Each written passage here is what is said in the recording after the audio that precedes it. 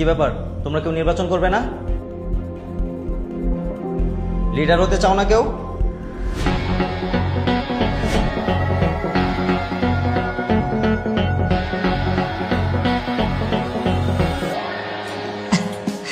ও নাকি নির্বাচনে দাঁড়াবে, ওরে ভোট দিবে কে? ওকে, আরোহী মিমের নাম লিখছি। আর কে?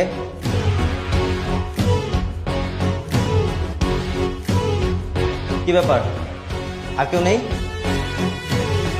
আচ্ছা শোনো, তোমাদের মধ্যে আর কেউ যদি না দাঁড়ায় তাহলে আরোহী কিন্তু বিনা প্রতিদ্বন্দ্বিতায় নির্বাচনে পাশ করে যাবে।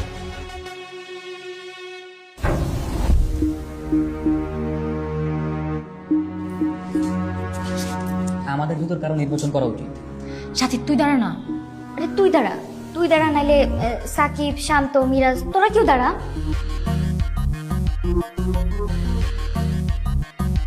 কি ব্যাপার, আর কেউ নেই? আছে স্যার। সাথী, সাথী তুই নির্বাচন কর।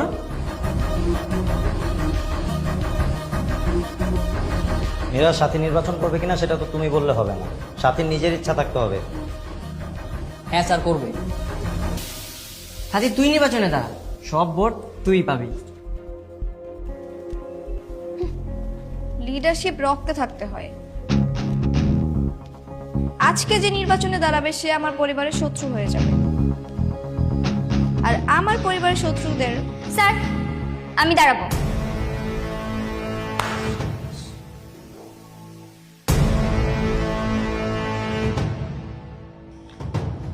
ঠিক আছে শায়লা সাথী, তোমার নামও লিখে নিলাম।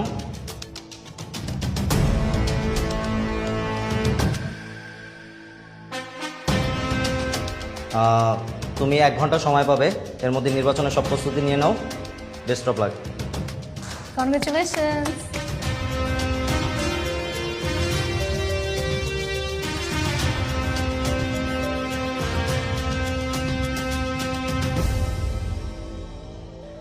সাথী তুই জিতবি, অন্য কেউ একটা ভোটও পাবে না।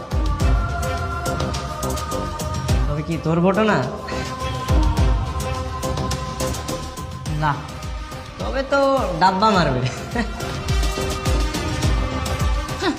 এই মেয়ের সাহস দেখে মরে যায়। ক্লাসের পাশে বসার কাউকে পায় না, সে আসছে ক্যাপ্টেন নির্বাচন করতে।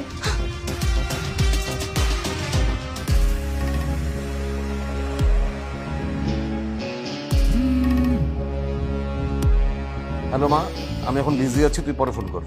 না, এক্ষুনি কথা বলতে হবে, আর এটা ইমার্জেন্সি। কি হয়েছে মা?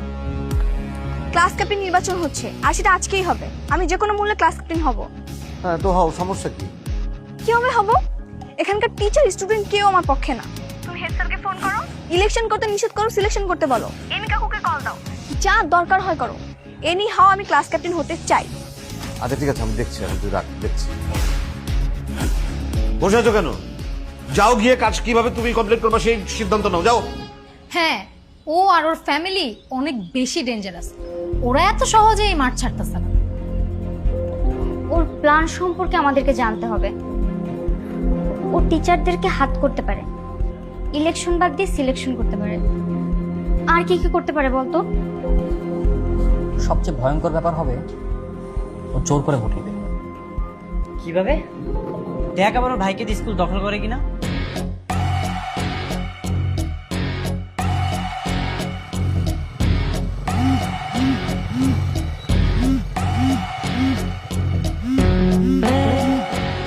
হ্যালো, ভাইয়া, হ্যাঁ আরোহী বল ভাইয়া।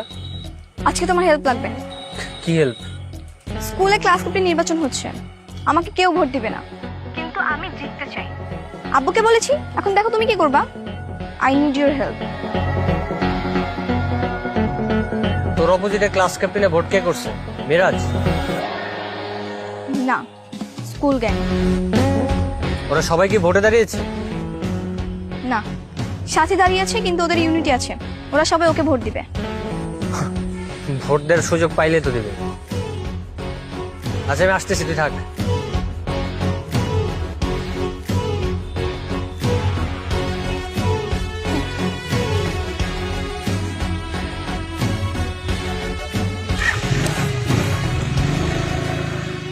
আরে আমাদের স্কুলে আমরাই ভোট দেওয়ার সুযোগ পাবো না? পাবো। আমাদের একটা কাজ করতে হবে। কি করতে চাচ্ছিস বলতো? সেদিনের মতো স্কুল নিয়ে অ্যাক্টিভ করতে হবে। শোন, প্রত্যেকটা ক্লাসের স্টুডেন্টকে বলে দে, আজ তুফান হয়ে গেল স্কুলে বহিরাগতদের প্রবেশ নিষেধ। এই শান্ত, যা মেন গেটটা লক করে দে।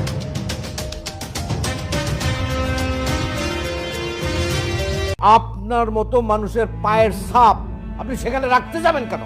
দরকার হলে ম্যাডামকে আপনি তুলে নিয়ে আসবেন। এত বড় সাহস! আর আমার মেয়ে যদি এই স্কুলে পড়তে না পারে তাহলে তো এই স্কুলে তালা ঝুলবে, সেটা কি আপনি জানেন? নসিম ভাই, হ্যাঁ, একই পার্টি করি, একই রাজনীতি করি, তো আমাদের মধ্যে কি এত বিরোধ থাকা উচিত? না রে ভাই, কোনো বিরোধ থাকা তো উচিতই না। কিছু মনে করেন না, আমি একা একা খাচ্ছি। না ভাই, আপনি খান ভাই। মানে আমি জানি আপনি স্বাস্থ্য সচেতন লোক, ওরে সময় মতো খান, ওরে খান, সমস্যা নেই। এই সাধ্যের জন্য খাবারের ব্যবস্থা করো। করতেছি স্যার।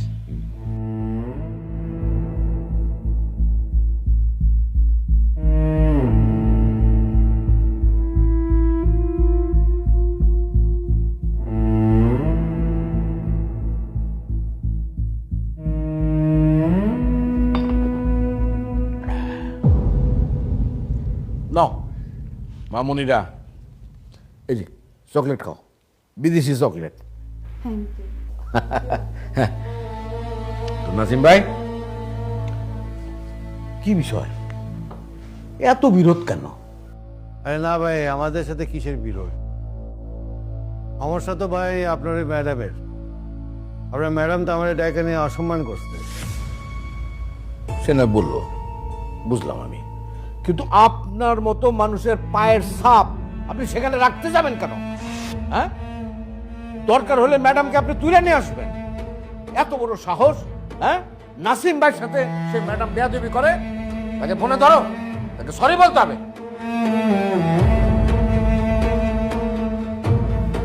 স্যার রিং হচ্ছে, ধরছে স্যার। আছে ফোনে? জি স্যার।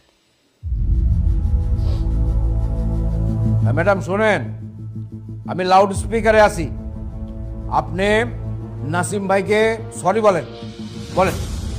সরি নাসিম ভাই, আমার ভুল হয়ে গেছে। হ্যাঁ ঠিক আছে, ঠিক আছে। হইলো? হ্যাঁ হইলো তো, একরকম করে হলো না। সমস্যার সমাধান হয়ে গেছে। আর কিছু নাসিম ভাই? স্যার, ও আমাদের মেয়েরা আপনার ইংলিশ মিডিয়াম স্কুলে ভর্তি হতে পারলেই সব সমস্যার সমাধান স্যার। আরে সরকারি স্কুল, বেসরকারি স্কুল, সব তো আমারই স্কুল, মানে আমাদেরই। হ্যাঁ, একটাতে ভর্তি হলেই হয়। অ্যাকচুয়ালি আমরা ওই স্কুলে পড়তে চাচ্ছি না, আমরা চাচ্ছি আপনার ইংলিশ মিডিয়াম স্কুলে পড়তে। ঠিক আছে মা, এখন ইংলিশ স্কুল, বাংলা স্কুল, সরকারি স্কুল সব তো তোমাদেরই স্কুল। তুমি যেটা খুশি সেটাতে ভর্তি হও, অসুবিধা নাই। হ্যাঁ, হয়ে গেল সমস্যার সমাধান। স্যার বলছিলাম কি যে ওই ইংলিশ মিডিয়ামের নিয়মকানুনগুলো যদি একটু ওদের জন্য শিথিল করে দিতেন। না ভাই, মানে খালি শিথিল না ভাই, সমস্যা হচ্ছে গিয়ে ভাই, আমার মেয়েরে আমি একটু অন্যভাবে বড় করছি ভাই। ওরা একটু স্বাধীন চেতা, ওরা একটু মেজাজ টেজাজ আছে ভাই। আর স্কুলে ছেলে মেয়েদের সাথে ওরা একটু রাফ ব্যবহার করে, একটু বদমেজাজি। এটার জন্য ভাই ওদেরকে যেন আবার স্কুল থেকে পিসি বা বের না করে দেয়, এই ব্যবস্থা আপনার করতে হবে। বুঝতে পেরেছি, মানে নিয়ম কানুন একটু শিথিল করা দরকার। জি ভাই। শিথিল হবে, হ্যাঁ, কিন্তু তাতে ফায়দাটা কি? কারণ আমার মেয়ে, আমারই তো মেয়ে, সে একটা স্কুলে ভর্তি হইল। ভর্তি হওয়ার উদ্দেশ্য কি? শিক্ষা গ্রহণ করা, পড়ালেখা করা এবং জীবনে নিজেকে গড়ে তোলা। এখন স্কুলে পা দিয়ে সে যদি নানা রকম উল্টা পাল্টা এইটা সেটা করে বেড়ায়, তাহলে তো কোনো লাভ নাই। এখন পড়াশোনা না করলে তো ভবিষ্যৎ করা যাবে না। ভবিষ্যতে ডাক্তার, ইঞ্জিনিয়ার কিছুই তো হতে পারবে না। আমি ডাক্তার ইঞ্জিনিয়ার হতে চাই না। তাহলে তুমি কি হতে চাও? রাজনীতিবিদ। আমি নেত্রী হতে চাই। নেত্রী মানে কার মতো রাজনীতিবিদ? আমার মতো রাজনীতিবিদ, নাকি তোমার বাবার মতো রাজনীতিবিদ, নাকি মাননীয় প্রধানমন্ত্রীর মতো রাজনীতিবিদ? অবভিয়াসলি মাননীয় প্রধানমন্ত্রীর মতো।